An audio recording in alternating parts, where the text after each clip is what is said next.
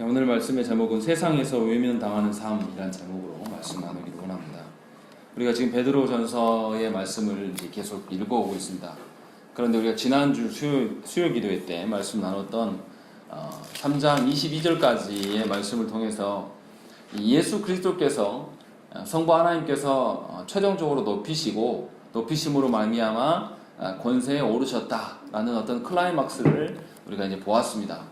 예수 그리스도로 말미암아서 세상에 있던 우리들을 하나님께서 구원의 방주 또 세례의 과정을 통해서 하나님의 자녀로 이렇게 건져 놓으셨어요. 그래서 우리가 이 구원받은 자들이 내가 따온 것이 아니라 내가 이제 구원의 방주에 땄기 때문에 끝난 것이 아니라 구원의 방주가 아라랏산으로 이동하는 그 과정 중에 있는 것이 구원의 여정이다 라고 말씀을 드렸다는 것이죠. 그래서 구원은 이동하는 과정 중에 있기 때문에 아직 우리 구원이 완성한 최종 목적지에 이른 것이 아니고, 우리는 아직 이르지 못했지만 예수 그리스도께서는 이미 그 최종 목적지에 오르셔서 하나님 우편에 앉아 계신다라는 말씀을 우리가 지난주에 말씀을 나눴습니다. 그래서 이 한국교회 안에 있는 구원에 대한 가장 큰 오해가 무엇이냐, 뭔가 티켓을 따놓은 것처럼 처음 한번 예수를 뜨겁게 믿은 경험 한 번만으로 구원이 끝났다라고 생각하는 이러한 오류들, 이것에 대해서 우리가 다시 생각을 새롭게 정립해야 된다는 것을 말씀을 드렸습니다. 그래서 지난주에 3장 22절 말씀 한번 읽어보시면, 그는 하늘에 오르사 하나님 우편에 계시니 천사들과 권세들과 능력들이 그에게 복종하느니라 라고 예수 그리스도께서 궁극적으로 우리가 가야 될 그 발을 이미 선행하셔서 교회의 머리 되신 그분이 먼저 그곳에 가서 계심을 보여주었다는 것이죠. 이제 그리고 나서 이제 4장 5장에서는 무슨 이야기를 하냐면, 이제 그 교회가 앞으로 걸어가야 될 길이 남아있는데 이 걸어가야 될 길을 교회가 어떻게 가야 될 것인가를 구체적으로 이제 조명해 주는 말씀이에요.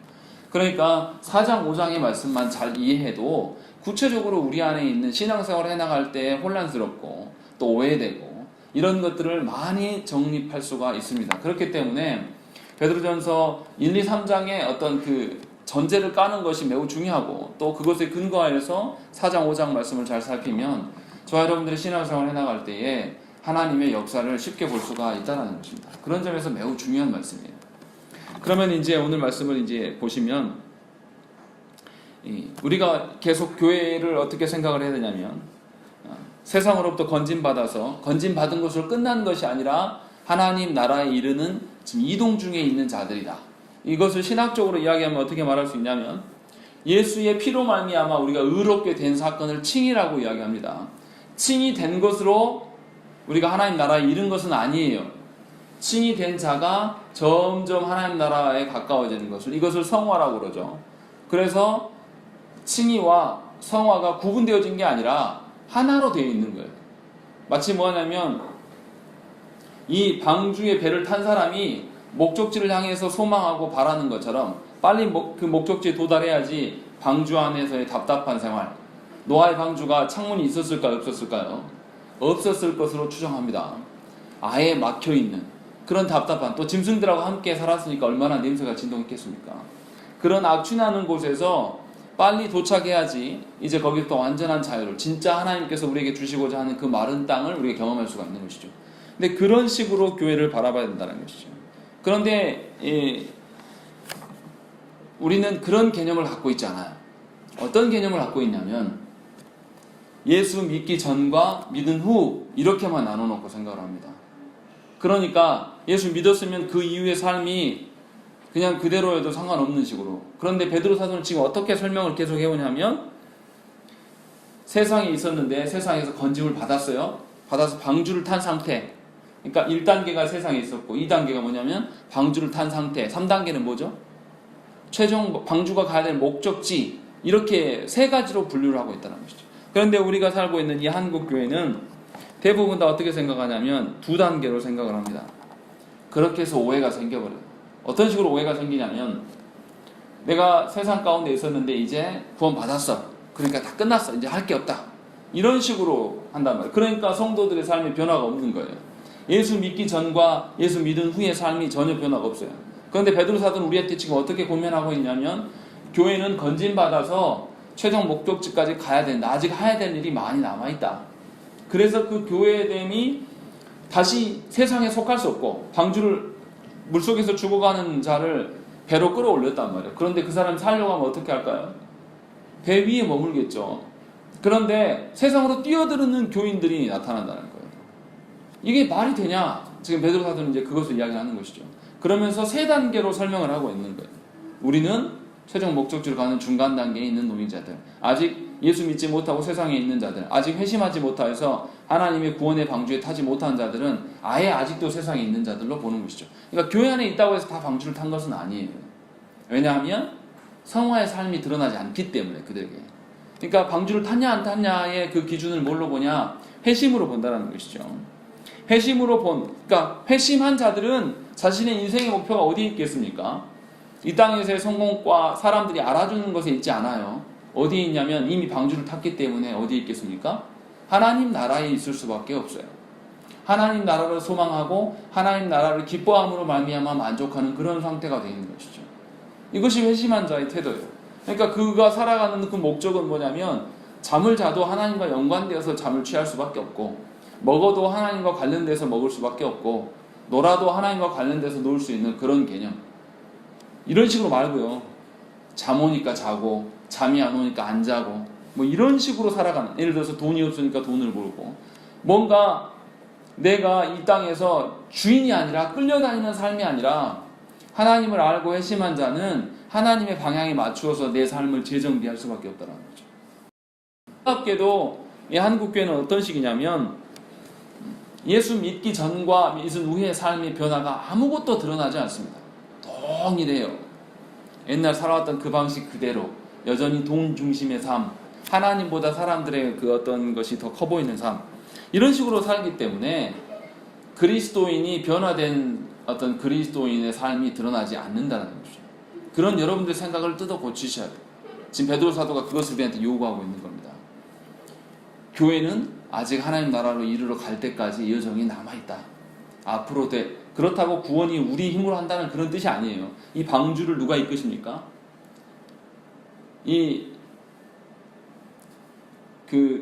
노아의 방주가 이 동력이 있었습니까? 없었습니까? 없었어요. 그냥 하나님이 이끄시는 대로 그냥 방주 안에 타 있는 것 뿐이지 이끄시는 분은 하나님이시란 말이죠. 우리 인생도 마찬가지예요. 다만 우리가 그 하나님의 이끄심에 이제 집중하면서 나아가는 뭐 이런 형태가 되어야 된다는 것이죠. 그렇게 해서 이 베드로 사도가 분명하게 이 지금 베드로전서 말씀을 듣는 그 교회들이 어떤 교회냐면 로마의 핍박으로부터 피난간 디아스포라 공동체란 말이에요. 이 디아스포라 흩어져 있는 그 교회들, 이미 핍박과 고난으로 인하여서 죽음을 경험했던 그들에게 굳이 이렇게 세 단계로 나눠서 설명하는 것은 뭐냐면 이들이 혼란을 느끼기 시작했다는 거예요. 내가 분명히 예수 믿었는데 우리가 예수 믿고 되면 하나님이 도우셔서 잘 살아야 되는 거 아니냐.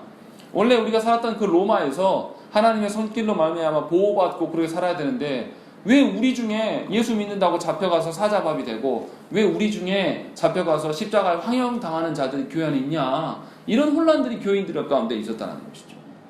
그런 그들에게 베드로 사도가 분명하게 예수 만난 것으로 끝나는 것이 아니라 그 이후의 삶이 있다는 것을 알려준다는 거예요.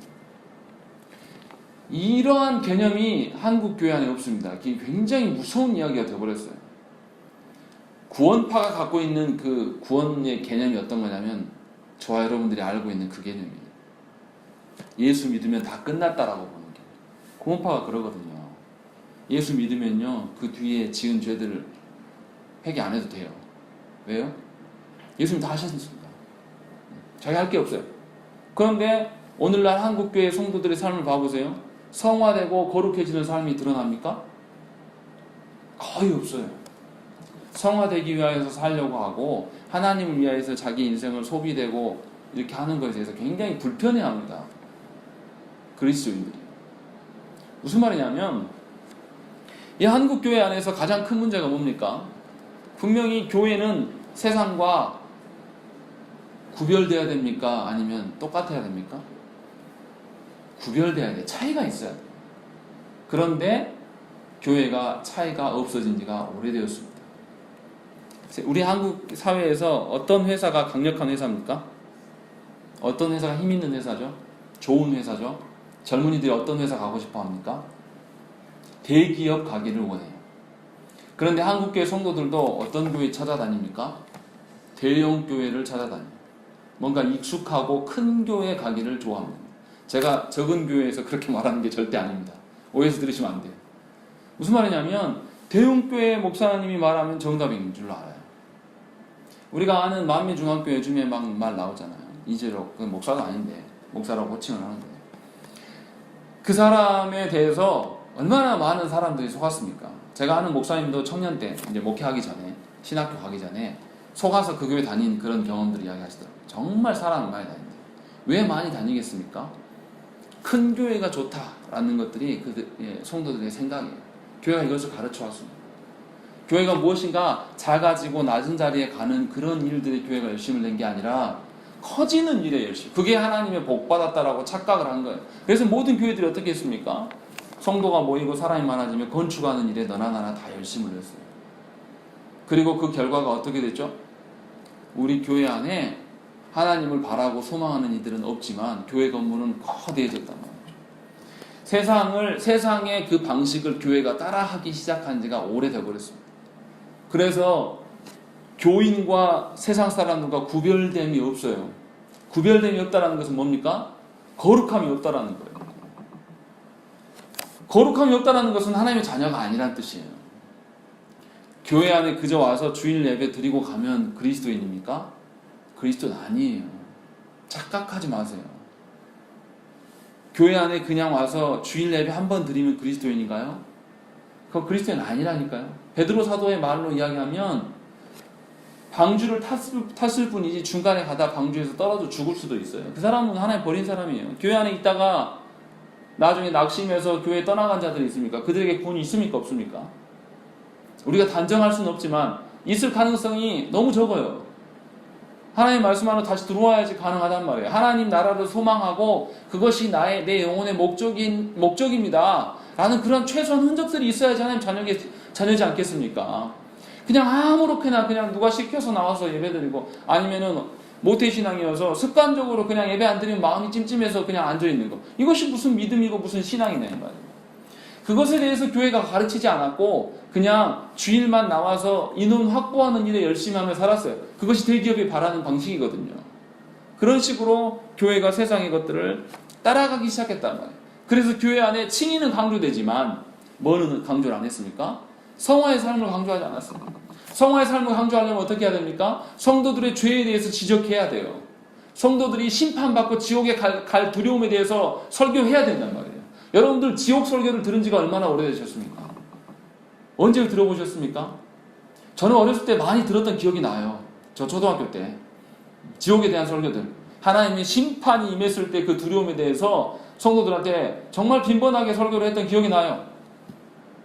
그런데 지금 그렇게 설교하는 목사님 어디 있습니까? 한번 인터넷에 검색해보세요. 지옥 설교, 이단들 말고요. 이단들은 지옥 설교 합니다. 지금도 해요. 겁주려고. 그런데 죄에 대해서 이야기하고 이 하나님 앞에서 성화되는 것을 이야기하는 교회가 얼마나 되냐 이 말이에요. 너무나 부족하다라는 것이죠. 없어요. 그러니까 우리 안에 정말로 세상과 분리되는 그런 세상과 구별되어서 세상과 섞일 수 없는 자로서 살아가는 성도들이 많지 않다는 거예요.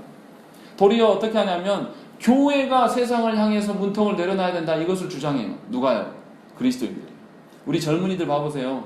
지금 찬송가 부르면 부르라고 합니까? 싫어해요. 재미가 없대요.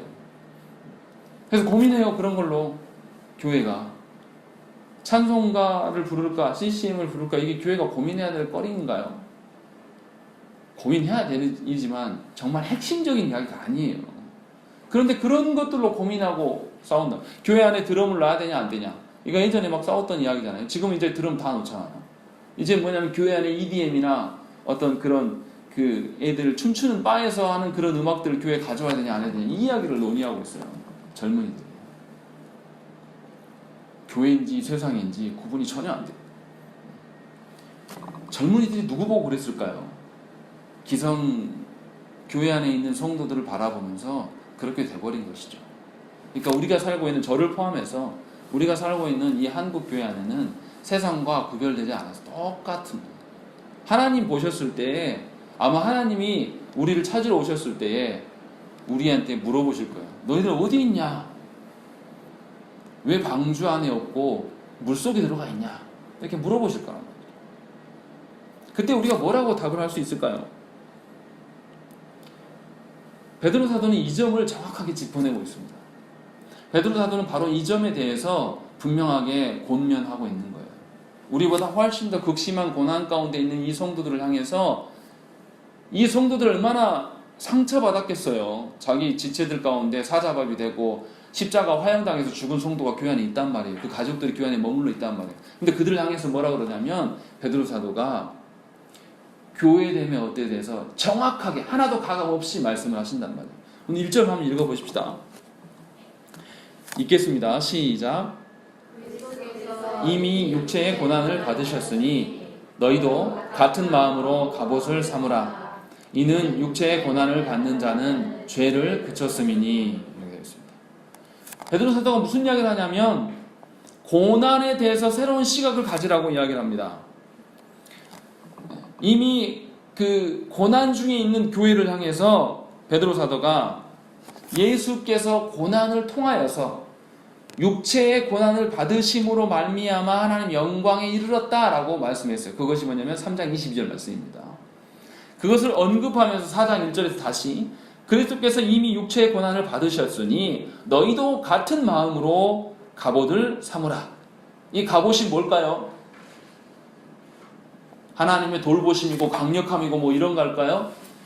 지금 그리스도께서 어떻게 영광에 이르렀다고요? 고난으로 영광에 이르렀다고 그랬어요. 그러면 너희도 동일한 마음으로 갑옷을 입으라. 그럼 뭐 입으라는 거죠? 고난을 입으라는 거예요.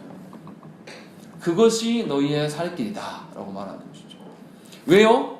이 고난 뒤에 뭐가 있기 때문에 그리스도께서 고난을 십자가에서의 그 극악의 하나님으로부터 버림받아지는 그 고난, 우리는 한 번도 경험해 본 적이 없는 그런 고난, 그런 고난을 예수께서 친히 당하셨어요. 누구 때문에요? 죄 있는 바로 저와 여러분들을 위하여서 그 일을, 죄 없는 그분이 죄 있는 자들을 향해서 매우 불공평한 그런 여건 속에 예수님은 순종하면서 고난 속으로 들어가셨단 말이에요. 그래서 그 고난 들어가심을 통해서 어떻게 됩니까? 누가 부활시키시죠? 예수를? 하나님께서 부활시키시고 그를 높이셔서 누구 우편에 두신 것이죠? 하나님 우편에 두셨단 말이에요. 이 고난을 거쳐야지만이 그 다음에 뭐가 있는 것이죠? 영광이 있는 거예요. 이것을 예수께서 보여주셨단 말이에요. 그러니까 성도된 우리들도 당연히 뭘 해야 됩니까? 고난을 거쳐야지 그 뒤에 뭐가 있는 거예요? 영광이 있는 겁니다. 고난 없이 영광이 없어요. 히브리서 12장 2절에 뭐라고 하시냐면 믿음의 주여 또 온전하게 하시는 이인 예수를 바라보자. 그는 그 앞에 있는 기쁨을 위하여 십자가를 참으사 부끄러움을 개의치 아니하시더니 하나님 보좌 우편에 앉으셨느니라 라고 했습니다. 예수께서 그 십자가의 그 부끄러움, 그 십자가 뒤에 있을 성부 하나님의 영광을 바라보면서 이 십자가의 부끄러움과, 사실은 예수님이 성육신 하신 것 자체가 수치예요. 우리는 우리가 인간이기 때문에 예수님이 성육신 하신 것이 별로 그렇게 수치라고 생각 안 할 수 있습니다. 그런데 예수님이 인간 되심은 우리가 구덕이 된 것보다 더 수치스러운 일이에요. 그 일을 감행하셨어요. 그것만 하셨습니까? 겪으실 필요 없는 우리들 안에 있는 더러운 그 욕망들을 예수님도 다 경험하셨어요. 우리가 갖고 있는 식욕에 대한 어떤 욕망들, 또 어떤 소유하고 싶은 그런 욕망들, 또 성욕, 뭐 이런 것들, 예수님 다 겪으실 필요가 없는 그분이 사람이 되셔서 겪으셨단 말이죠. 그리고 또 가장 큰, 자기가 택한 백성들을 통해서 핍박을 당하셨단 말이에요. 그리고 결국 그들을 위해서 십자가에 달리시는 그 수모를 겪으셨어요. 그런데 이것을 어떻게 참으셨냐? 그 십자가 뒤에 있는 영광의 기쁨을 소망하면서 참으셨다라고 히브리서 기자가 우리한테 말하고 있다는 거죠. 그래서 너희도 동일하게 그 예수를 바라봐라. 히브리서 기자도 동일한 이야기를 하고 있는 거예요. 지금 베드로 사도가 이야기하는 것처럼. 그러면서 고난을 받는 것으로 말미암아 1절 말미암아 보세요. 뭐라고 되어 있습니까? 이는 육체의 고난을 받는 자는 뭐를 그쳤다고요? 죄를 그쳤다라는 것이죠. 다시 말하면 죄의 문제로 인하여서 이 성도들이 세상 살아가면서 힘들어해요. 성도들이 그렇지 않습니까? 죄를 유혹하는 세상 속에서 우리가 발을 딛고 살아가기 때문에 늘 우리가 죄 가운데 살아가요. 죄를 벗어날 수가 없어요. 그런데 우리에게 벗어날 수 있도록 하신 이가 있죠. 예수 그리스도의 십자가에서 죽으심으로 말미암아 우리에게 어떤 자유를 주셨습니까? 죄로부터의 자유를 이미 우리에게 부여해 주셨어요. 그런데 우리가 놀랍게도 죄의 자유를 주셨는데 그 죄로부터의 자유를 가지고 뭐합니까? 정말로 하나님 주신 것들을 보존하면서 살아갑니까? 아니요. 세상의 것들을, 세상에 채우고 싶은 것들이 너무 많아요. 돈이 없으면 돈 달라고 하나님께 기도하고요. 자녀의 잘됨을 놓고 또 기도하고요. 뭐 다 이런 것들, 내 관련된 것들, 나와 상관없는 기도 우리가 얼마나 합니까? 여러분들, 나를 모르는 자들 위한 기도, 그 다음에 우리 주변에 있는 죽어가는 자들 위한 기도 얼마나 하십니까? 안 해요. 대부분 다. 거의 다 나와 관련된 이기적인 기도만 하나님께 올려드리는 거예요. 분명히 하나님께서 뭐라 하냐면 이 이기심도 죄예요. 죄로부터 자유하게 하신 우리 제게 자유를 주었어요. 베드로 사도는 그 자유를 가지고 뭐 하라고 그랬습니까? 비유를 했잖아요. 누가 누구의 비유를 말씀하셨어요, 앞에서? 주인과 종의 관계를 이야기하면서 누구한테 자유를 쓰라고 그랬죠? 주인에게 명령했습니까? 종에게 이야기했습니까? 종에게 이야기했어요. 억울하게. 주인에게 이야기해드리는 게 우리 보기에는 상식인데 종에게 뭐냐면 스스로 네가 주인에게 순종할 것을 권면하는 거죠. 그런 일들을 그러니까 하나님 주신 자유를 가지고 자발적으로 하나님 나라를 위하여서 뭔가 핍박받는 뭔가 불이한 상황 가운데 처하는 것이 고난이다라고 말씀했단 말이죠. 그러니까 여기서 1절에서 말하는 육체의 이 고난이라는 것은 우리가 말하는 것처럼 뭐 그런 것들이 아니에요. 우리가 육체적으로 뭔가 고통을 당하면 우리가 거룩해진다. 뭐 이런 식의 개념이 아니라 하나님 나라의 일들로 인하여서 억울하게 고난받는 것에 대한 그 고난을 이야기하고 있는 것이죠. 그래서 그 고난 속에 참여하는 자가 그리스도께서 걸어가신 그 고난 속에 함께 참여하는 자가 바로 죄로부터의 자유를 누릴 수가 있음을 1절에서 이야기하고 있음을 우리가 알아야 된다는 것이죠. 그래서 그 고난의 유익이 뭐냐? 죄로부터 자유화해서 진정한 안식을 누릴 수 있게 된다는 것이죠. 여러분들의 마음이 왜 고단하고 괴롭고 심란합니까? 여전히 죄 가운데 머물러 있기 때문에 괴로운 것이죠. 죄로부터 떠나 있으면요 마음이 권고하지 않습니다. 하나님 주신 마음으로 내 마음이 위로를 받고 진정한 평안을 누릴 수가 있는 것이죠. 그래서 베드로 사도는 1절에서 이는 육체의 고난을 받는 자는 죄를 그쳤다. 죄를 그치고 오니까 진정한 안식을 누리게 됐다. 지금 그 이야기가 생략되어 있는데 그것을 우리에게 말하고 있다는 것이죠. 그러니까 고난을 당하는 자, 고난을 당해야 되고 교회는 고난을 어떤 고난이요? 하나님 나라의 영광을 위한 고난들. 그러므로 말미암아 세상에서 뭔가 불의한 일들을 당하는 것들 이런 고난을 당해야 되는데 그 고난의 유익이 참된 안식을 누릴 수 있음을 우리에게 이제 말하고 있다는 것이죠. 그리고 2절 3절에는 무슨 이야기를 하냐면 이 세상의 그 유혹들에 대해서 나열하고 있어요. 그 후로는 다시 사람의 정욕을 따르지 않고 하나님의 뜻을 따라 육체의 남은 때를 살게 하려 함이라. 너희가 음란과 정욕과 술취함과 방탕과 향락과 무법한 우상 숭배를 하여 이방인의 뜻을 따라 행한 것은 지나간 때로 족하도다 라고 되어 있습니다. 여기 우리가 다 아는 내용이에요. 정욕에 대한 이야기. 우리가 이 욕망에 대한 이야기가 얼마나 무섭습니까? 누구나 다 욕망 가지고 있죠.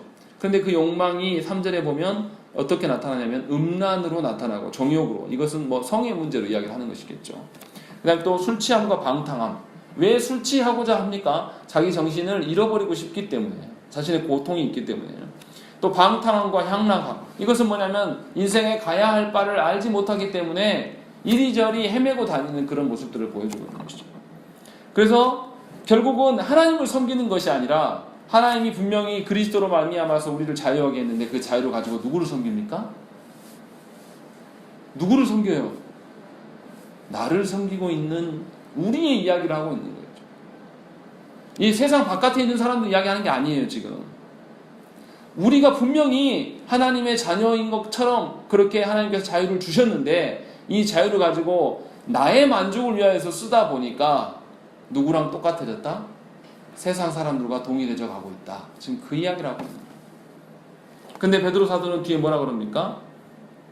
이방인의 3절 말미에 이방인의 뜻을 따라 행한 것은 지나간 때로 족하도다. 이제 그만해도 되지 않냐. 너희들 예수 그리스도의 피 흘리심으로 말미암아 저 심판의 그 대상인 너희들을 심판에서 구원해 내셔서 방주에 건져 놓으셨어요. 예수께서. 성경에서 바다는 어떤 개념입니까? 바다는 세상이고 심판을 이야기해요.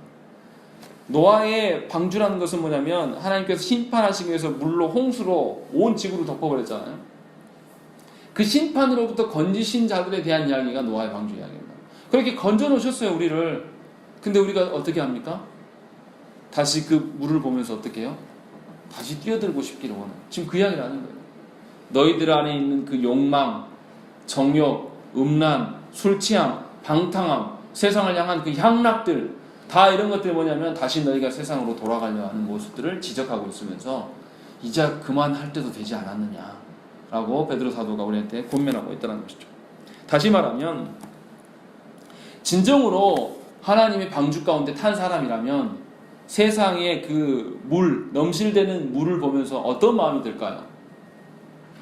두려워하는 마음이 들고 다시는 내가 저 물에 빠져들지 않겠다라는 마음이 들 거예요.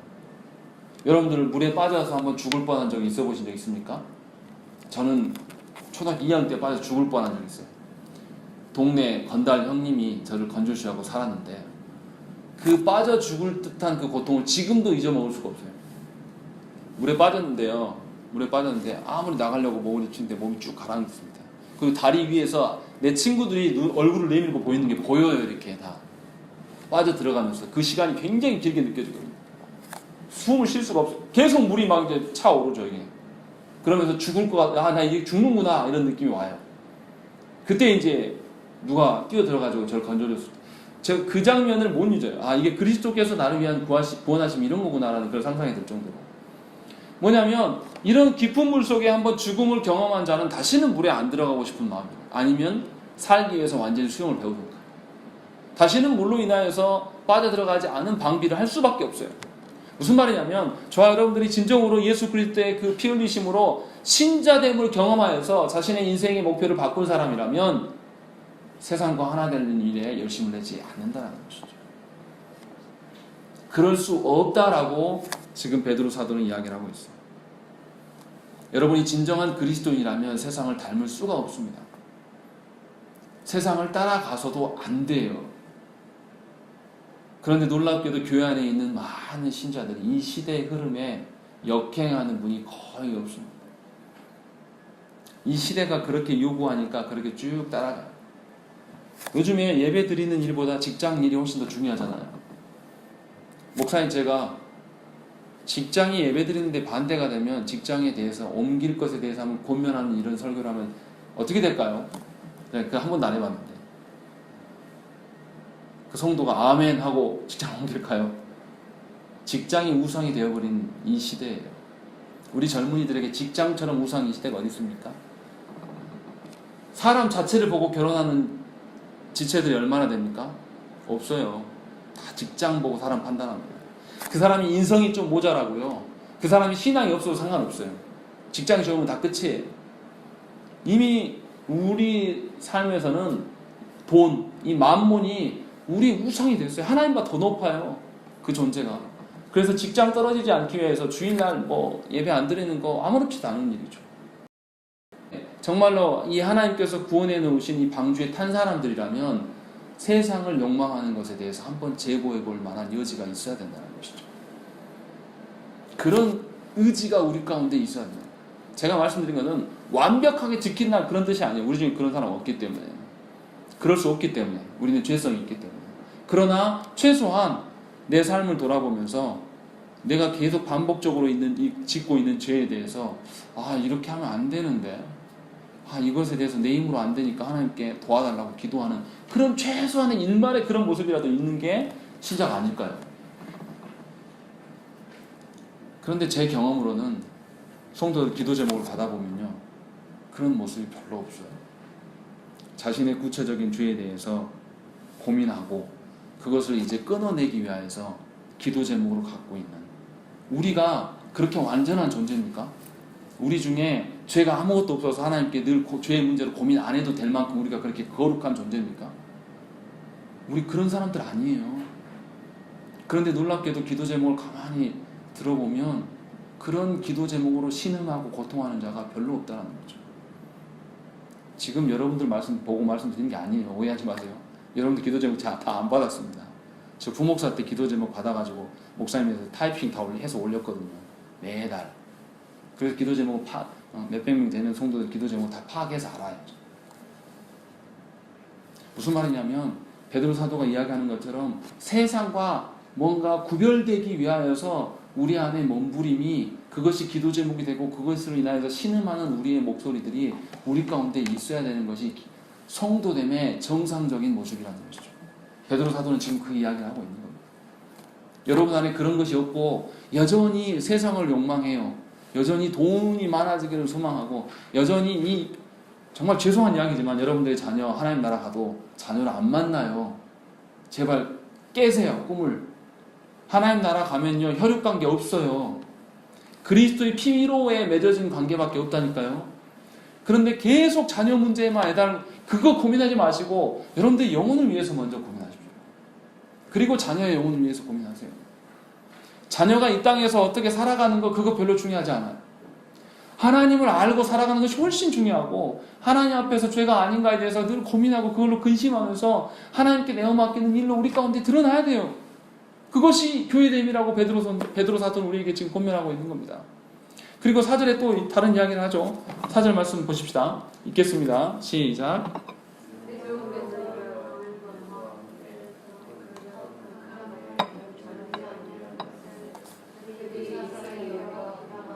예, 교회된 자들은 뭐라 그러냐면 교회가 세상과 다름을 누가 알아본다고요? 세상 사람들이, 이방인들이 이미 알고 있다는 것이죠. 여러분들 보면서 세상 사람들이 저 사람은 그리스도인이네, 우리랑 다르네, 짜증나, 이런 말 들어보셨습니까? 4절에 뭐라고 되어 있어요? 그런 극한 방탕에 다름질하지 않는 것을 세상이 어떻게 한다고요? 이상히 여기고 어떻게 한다고요? 비방한다. 여러분, 세상과 구별되는 그런 삶이 드러나가지고 세상 사람들이 자기하고 동의로 안 되니까 화를 내고 짜증내는 것이 여러분들 경험이 있어야 한다는 거죠. 그것이 교회라고 이야기합니다. 세상 살아가는 그대로의 방식을 가지고 가서 이웃들하고 하나도 구별되지 않고, 제가 또 이 말을 오해 들으시면 안 됩니다. 이웃들하고 막 싸우라 이런 뜻이 아니에요. 잘난 척하고 막 혼자 거룩한 척하고 이런 뜻이 아니에요. 무슨 말인지 다 아실 거라고 믿어요. 세상 사람들과 다른 방식으로 살아가면서 그들에게 틀렸다 하지 마시고 다른 방식으로 살아가는 우리들을 보면서 쟤네들 좀 이상해, 쟤네들 좀 왜 저렇게 살지, 왜 이렇게 불편하게 살지, 그런 이야기들을 들어야 돼요. 지금 베드로 사도가 전해주는 이 말씀을 듣고 있는 성도들이 무슨 오해를 받았습니까? 초대교회 성도들이 무슨 오해를 받았어요? 예수 그리스도의 그 피를 기념하는 성찬식을 하고 이렇게 마시고 나니까 피가 묻고 나왔어요. 성찬식 나오니까. 그러니까 사람들이 보고 뭐라 했습니까? 저 기독교인들이 식인종들이다. 실제로 이런 비난을 받았어요. 또 기독교인들 어떻게 해요? 혈통의 관계로 이야기하지 않아요. 교회에 나오면 다 어떻게 불렀습니까? 형제 자매로 불렀단 말이에요. 그러니까 세상 사람들이 볼 때 저런 콩가루 집안 놈이들 하면서 근친상간하는 놈들이라고 비난했습니다. 실제로 그런 비난을 받았다니까요. 교회 다니는 성도들이. 예수님 승천하시자마자 바로 초대교회 때 그 초대교회부터 이미 그런 비난을 받고 그런 억압 속에 살았단 말이에요. 그거 말고도 많이 있어요. 불 꺼놓고 기도하니까 저것들이 이상한 짓 하다가 그런 소리를 낸다. 이런 오해로. 이건 한국교회 초교회도 있었어요. 저 어렸을 때도 들은 이야기예요. 그러나 지금은 없습니다. 기도를 해야지 뭐 그런 소리를 듣죠. 어둠 속에서 하나님 향하여서 기도하는 시도 때도 없는 기도의 소리가 교회 가운데 드러납니까? 안 드러나요. 세상 사람들 오해할 일이 없어요. 모이지도 않죠. 뭔가 다름이 없어요, 우리 가운데. 근데 베드로 사도는 무슨 이야기 하냐면 분명하게 너희들의 삶을 보면서 세상 사람들이 이상히 여기고 비방하게 될 것이다. 그 이야기는. 그러니까 그런 고난을 당하는 것에 대해서 이상히 여길 필요가 없어요. 그런데 베드로 사도의 말을 보면 우리를 이상하게 여기고 비방하는 게 정상이라는 것이죠. 그래야 된다는 거예요, 교회는. 또 5절의 말씀 보십시다. 5절에 보면 그들이 산자와 죽은 자를 심판하기로 예비하신 이에게 사실대로 고하리라 라고 되어 있습니다. 이게 무슨 말씀일까요? 산자와 죽은 자, 여기서 산자는 누굴까요? 예수님이 재림하셨을 때에 살아있는 자들을 이야기하는 거예요. 신자를 이야기하는 게 아닙니다. 오해하시면 안 돼요. 주기도문에 나오죠. 이게 문구가. 그리고 여기 죽은 자는 뭐예요? 예수님이 재림하셨을 때에 이미 죽어버린 자. 이 모두를 다 부활시키셔서 심판 때에 올리시겠다. 그때 뭐냐면 믿는 자나 믿지 않고 죽은 자들이나 다 어떻게 한다고요? 그 심판의 주님 앞에 자기 자신의 죄악들을 사실대로 고하게 될 날이 올 것이다 라는 것이죠.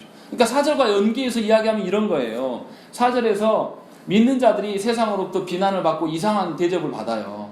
그런데 그것을 인해서 낙심하지 말라 이 말이에요. 왜요? 심판의 날이 있기 때문에. 심판의 날이 그 믿지 않았던 자나 그 믿지 않았던 자가 나를 비판하고 핑계했던 그 자들이 함께 다 우리가 어디 가요? 예수님의 심판 때 가서 사실대로 다 구하게 된단 말이에요. 그러면 그때 명확하게 하나님의 자녀와 아닌 자들이 확실히 구분될 것들에 대한 이야기를 하고 있는 것이죠. 굳이 네가 해명하지 않아도 그날에 주님께서 다 판가름하실 것에 대한 이야기를 하고 있다는 것이죠. 그러니까 우리의 삶은 어때야 되냐면 마태복음 5장 19절에 나와 있는 것처럼 그러므로 누구든지 이 계명 중에 지극히 작은 것 하나라도 버리고 또 그같이 사람을 가르치는 자는 천국에서 지극히 작다 일컬음을 받을 것이요 누구든지 이를 행하며 가르치는 자는 천국에서 크다 일컬음을 받으리라. 이 말씀대로 우리가 살아간다. 이 땅에서는 볼품이 없고 연약하고 세상에서 무시당하는 사람일 수도 있어요. 세상의 기준으로 볼 때는. 그런데 말씀을 사랑하고 말씀을 그 하나라도 하나님 주신 말씀 중에 한 개라도 지켜보려고 애를 쓰고 살아가는 그 사람들을 하나님께서 높이시겠다라고 말씀하시는 것이죠. 이 땅에서 제 아무리 크고 멋지고 사람들이 알아주는 것 같고 대형교회 목사로 살아가고 모든 이들의 주목을 받았던 말씀을 막 말하고 살았던 자인데 실상은 하나님 앞에서 하나도 지키지 않았던 그런 삶에 대해서는 하나님께서 분명히 처단하시겠다라고 해요.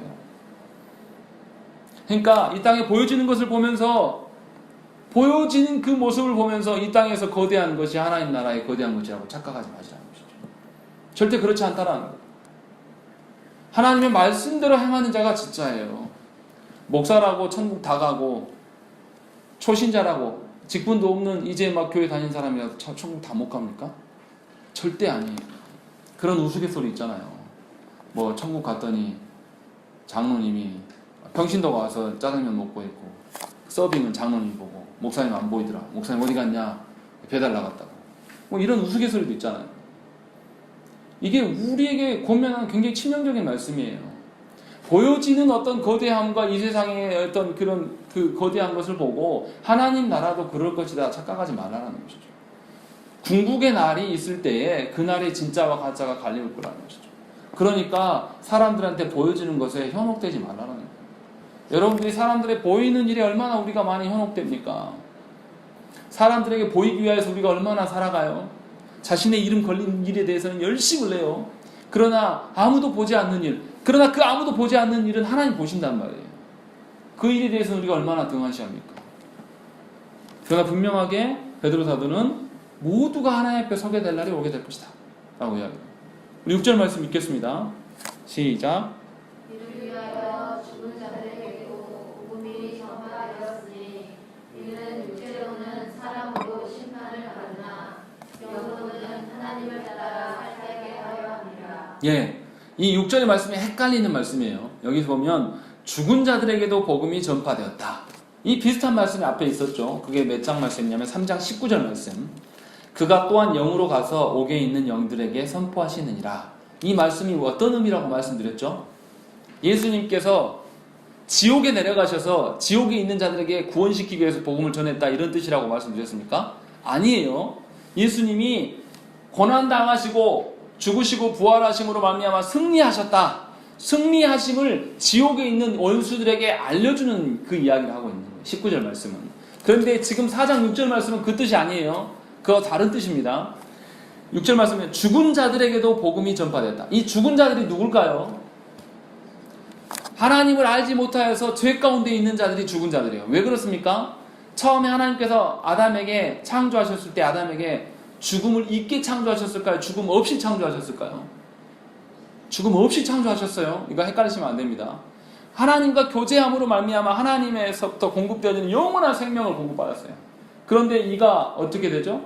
하나님의 법을 어기고 범죄함으로 말미암아서 하나님과 단절되어 버렸어요. 더 이상 하나님으로부터의 생명이 공급 주어지지 않는단 말이에요. 그래서 죽음이 찾아온 거예요.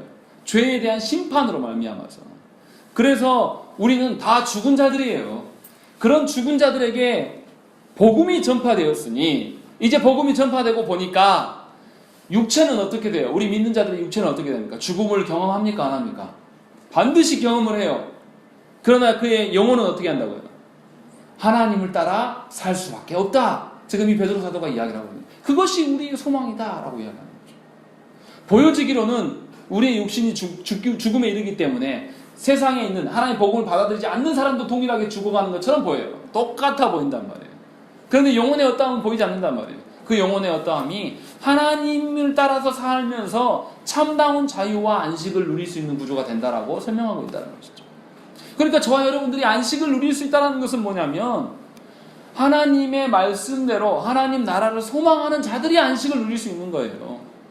그냥 교회 안에 입기만 하고 11조만 하면 안식이 주어지는 그런 개념이 아니라 하나님께서 은혜로 방주를 우리 끄집어 올려놨으면 방주 안에서 저 하나님 나라를 소망하면서 저 세상 두려운 심판의 물을 바라보면서 거기를 욕망하는 것이 아니라 하나님 나라를 소망하면서 그 나라를 위하여서 살아가는, 그 나라를 위하여서 우리의 죄성들을 놓고 하나님께 간구하고 구하는 자들, 그런 자들에게 참다운 안식을 주겠다라고 말씀하신다는 것이죠. 이것이 교회예요. 그러니까 교회는 표면적으로 예배에 출석하고 있다고 해서 전부 교회라고 말하기 어렵습니다. 언제 진짜냐면 그분이 혼자 되었을 때, 홀로 걸어갈 때가 진짜예요.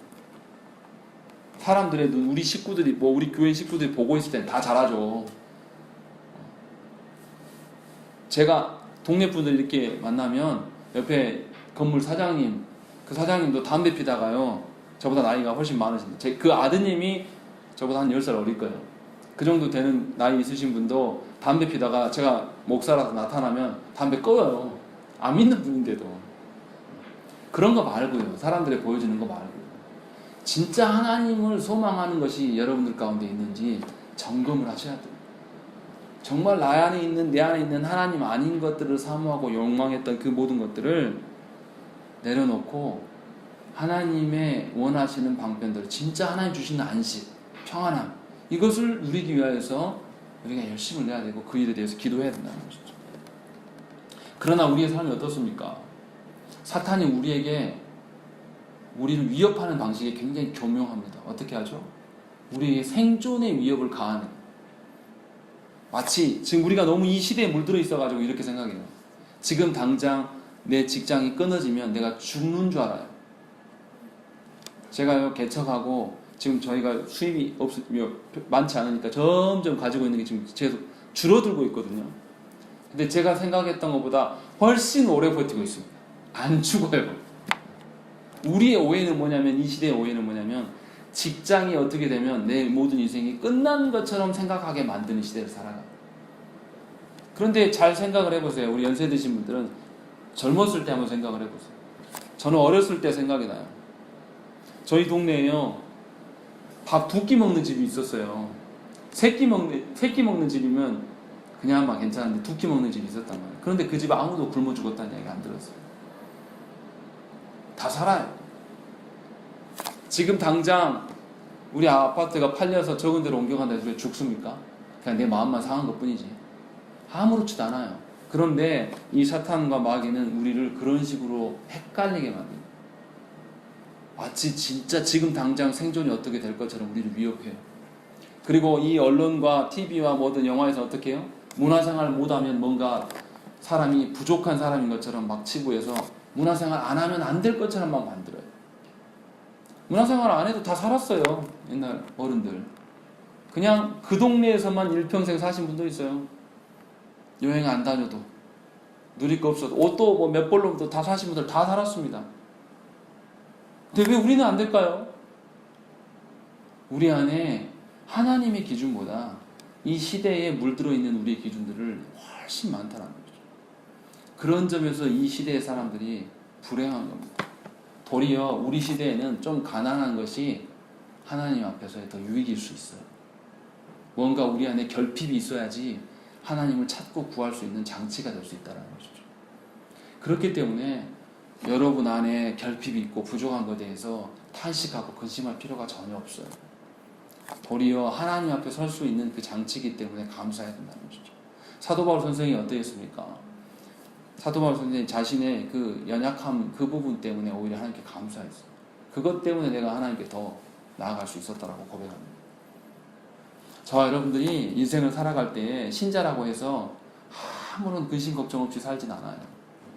그런데 그 근심 걱정의 그 내용이 뭐냐를 잘 살펴야 된다는 것이죠. 그것이 하나님과 관련된 것인가 잘 점검하시라는 것이죠. 그리고 하나님과 닮아가는 자로서 서시라. 그럴 때에 세상이 우리를 알아보고 세상이 자기들과 우리가 다른 것을 확인했을 때 우리를 비방하고 비난하는 일들이 드러난다는 것이죠. 그때 기뻐하시라는 거죠. 그것이 신자됨의 삶이에요. 저도 목사지만요. 제가 하나님 주셔서 은혜 누리는 것은 뭐냐면 제가 전도사 때부터 제가 늦게 신학을 했는데 전도사 때부터 말씀을 가르치니까 교회 안에 거부 반응이 엄청났어요. 욕도 많이 먹었습니다. 말씀 가르친다고. 심지어 말씀 가르치지 말아라고 이야기도 명령 들은 적도 있어요. 근데 그게 하나님 뜻인 것을 더 확인해 느낍니다. 너무 감사한 게 전도사 때 생각하자마자 그거를 계속 느꼈어요. 그래서 감사해요. 오늘 말씀이 더 와닿는 것이죠. 아, 정말 하나님이 인도하신 바로 이런 거구나.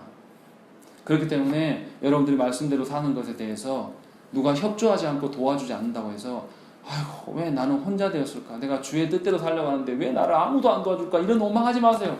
그게 당연한 겁니다. 여러분들이 말씀 뜻대로 살려고 하면 누가 방해할 것 같습니까? 이웃집 아무개가 방해할 것 같습니까? 안 그래요. 내 배우자가 방해하고요. 내 새끼가 방해해요. 이게 정상적인 모습인 것을 기억하셔야 됩니다. 그거에 현혹되지 마세요. 내 배우자보다 내 자녀보다 하나님을 더 사랑하는 그것이 하나님이 요구하시는 바를 잊지 마시고 우리가 이 땅에서 살아갈 때에 이미 우리는 방주에 탄 자들로서 하나님을 닮아가는 일로 기도하고 점점 변화되는 삶을 누리며 사시기를 간절히 축원합니다. 함께 기도하시겠습니다.